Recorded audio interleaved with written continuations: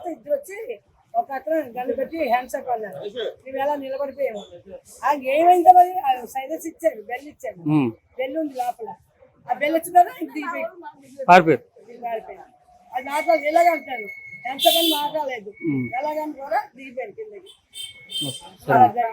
చేసేసి ఒక లోపలికి వచ్చాను అనమాట. వచ్చిన ఒక 5 minutes కి ఒక 2 నేను చూసినైతే ఒక ముగ్గురునే చూసాను. లోపలికి వచ్చి 4-5 వచ్చారంట. బట్ నేను ఒక 3 members అయితే చూసాను అనమాట. ఫేస్ అయితే నేను చూడలేదు.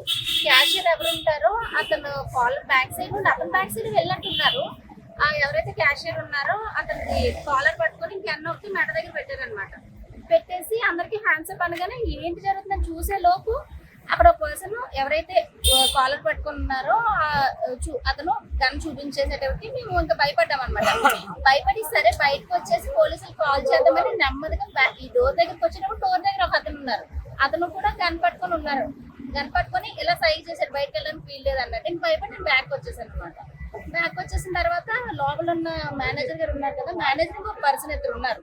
వాళ్ళు మరి ఎవరు అదే అలారం ఉంటారు కదా, అలారం ఎవరైతే ఆన్ చేస్తారో వాళ్ళు బయటకు వచ్చేసారు అనమాట.